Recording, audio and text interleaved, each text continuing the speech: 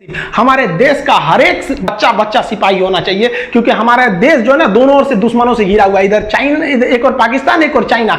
क्योंकि आने वाले समय में जब कभी युद्ध हो तो पूरी दुनिया देखे कि किस तरह भारत का बच्चा बच्चा मारा था चाइना और पाकिस्तान को। लाहौर तक दौड़ा के मारो उसको, वहां बीजिंग तक। कैसे मारिएगा? बनाने आता है? ये रहेगा तब तो मारिएगा। यहाँ पर हम यही चाहते हैं कि हमारे देश का बच्चा बच्चा देश के प्रति सोचे। अब जब देश की जरूरत पड़े तो ऐसा नहीं है कि केवल फौजी जाके वहां शहादत देंगे। अपना इतिहास के स्वर्णिम अक्षरों में जब ये बात लिखी जाएगी कि जब पाकिस्तान और चाइना ने एक साथ भारत पर आक्रमण किया था तो भारत की महिलाओं ने घर में बारूद बनाया था और अपने भाइयों को दिया था, माथे पर विजय तिलक लगा के। मां ने बोला था कि सीने पे गोली खा के आना, पीठ पे गोली खाओगे तो तुम्हें मैं बख्शूंगी नहीं, अपना बेटा कहने से इनकार कर दूंगी। आएगा तब ना। क्या इस देश को बचाने की जिम्मेदारी केवल 13 लाख सिपाहियों की है? हमारा कोई फर्ज नहीं बनता है यहाँ पर? आप कहते हैं कि हम आपको भाई ये आप जानिए, आप कुआं के मेढक हैं, आपको नहीं पता है। हम बस यही चाहते हैं कि जब चाइना और पाकिस्तान यहाँ हमला करें तो उनको पता चले कि ससुरा हमको लगता था 13 लाख फौजी है, यहाँ का 130 करोड़ जनता फौजी है। आप भले हमें आतंकवादी कर लीजिए लेकिन मेरा देश आगे रहना चाहिए। तुम सब राम बन जाओ, मैं रावण ही ठीक हूं।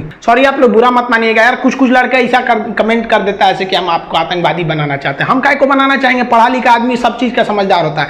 वह खून कहो किस मतलब का जिसमें उबाल का नाम नहीं, वह खून कहो किस मतलब का आ सके देश के काम नहीं, वह खून कहो किस मतलब का जिसमें जीवन न रवानी है, जो परवश होकर बहता है वह खून नहीं है पानी है। उस दिन लोगों ने सही सही खून की कीमत पहचानी थी जिस दिन सुभाष ने बर्मा में मांगी उनसे कुर्बानी थी। बोले स्वतंत्रता की खातिर बलिदान तुम्हें करना होगा, तुम बहुत जी चुके जग में लेकिन आगे तुम्हें मरना होगा। आजादी के चरणों में जो जयमाल चढ़ाई जाएगी वह सुनो तुम्हारे शीशों के फूलों से गूंथी जाएगी। आजादी का संग्राम कहीं पैसों पर खेला जाता है, यह शीश कटाने का सौदा नंगे सर झेला जाता है। अजानू बाहू ऊंची करके वे बोले रक्त तुम मुझे देना, बदले में भारत की आजादी तुम मुझसे लेना। हो गई सभा में उथल पुथल, सीने में दिल न समाते थे, स्वर इंकलाब के नारे कोसों तक छाए जाते थे। हम देंगे देंगे रक्त बस यही शब्द सुनाई देते थे, रण में जाने को युवक खड़े तैयार दिखाई देते थे। बोले सुभाष वह आगे आए जिसके तन में भारतीय खून बहता हो, वह आगे आए जो खुद को हिंदुस्तानी कहता हो, वह आगे आए जो इस खूनी हस्ताक्षर करता हो। मैं कफन बढ़ाता हूं, वह आगे आए जो इसे हंस कर लेता है। सारी जनता हुंकार उठी, हम आते हैं हम आते हैं,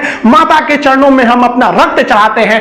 उस दिन देखा साहस से भरे युवक बढ़ते ही जाते थे, चाकू छुरी कटारों से वे अपना रक्त बहाते थे, फिर उस रक्त की स्याही में वे अपनी कलम डुबाते थे और आजादी के परवाने पर हस्ताक्षर करते जाते थे। उस दिन तारों ने देखा हिंदुस्तानी विश्वास नया, जब लिखा भारत के महावीरों ने खून से इतिहास नया।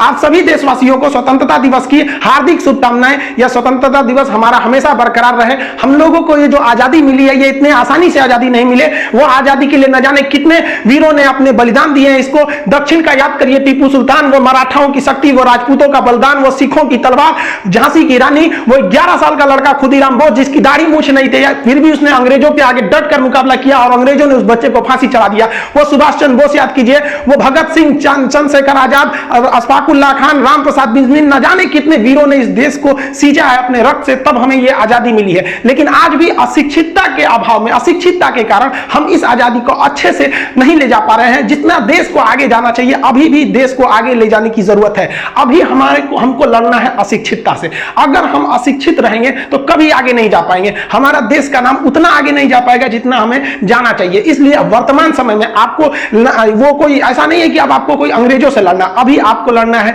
अंधविश्वास से, अभी आपको लड़ना है ऊंच नीच से, अभी आपको लड़ना है क्षेत्रवाद से कि तुम दक्षिण भारत को, हम उत्तर भारत के, तुम बिहारी, हम ये हम वो, मतलब ये सब चीजों से अभी लड़ना है। अभी लड़ना है अंधविश्वास से, जाति धर्म ऊंच नीच, इन सारे चीजों से लड़के हमें एक होना है। और यह जिस दिन हमें लग जाएगा कि नहीं, हिंदुस्तान के हर व्यक्ति के अंदर यह भावना आ जाएगी कि हमने अपने जाति धर्म ये सब बाद में, पहले हम सब एक हिंदुस्तानी हैं, यह भावना जिस दिन आ जाएगी उस दिन हमें सच्चे मायने में आजादी मिल जाएगी। अभी हमें बहुत कुछ करना है इस देश को आगे ले जाने को। हमें अपने देश को अमेरिका, ब्रिटेन, जापान जैसे देशों के विकसित श्रेणी में लेके आगे जाना है। यह केवल हम तभी ले जा सकते हैं जब हम शिक्षित होंगे। नई शिक्षा प्रणाली भी इसी ओर में कदम बढ़ाने के लिए एक बहुत ही बढ़िया कारगर साबित हुआ है। हम लोगों ने, ऐसा नहीं है कि हम लोग आजादी के बाद हर मोड़ को देखा, ऐसा नहीं कि केवल विकास देखा या केवल मतलब विकासहीन देखा। हम लोगों ने बहुत सारे अच्छे काम भी किए। ग्लोबलाइजेशन, प्राइवेटाइजेशन और जो लिबरलाइजेशन था उसने देश ने काफी तरक्कियां भी की। हमने कई सारे युद्ध भी देखे, उस कई युद्धों में हम हमने ऐसी जीत दर्ज की जो पूरी दुनिया में कहीं नहीं देखी गई थी। 71 की लड़ाई में जब 93,000 फौजियों को हमने घुटना टिका दिया था।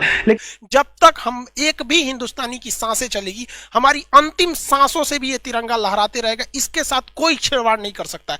जब तक हिंदुस्तानी है, इनकी आखिरी सांसें भी हमारी तिरंगे के लिए रहेंगी। लेकिन ये जो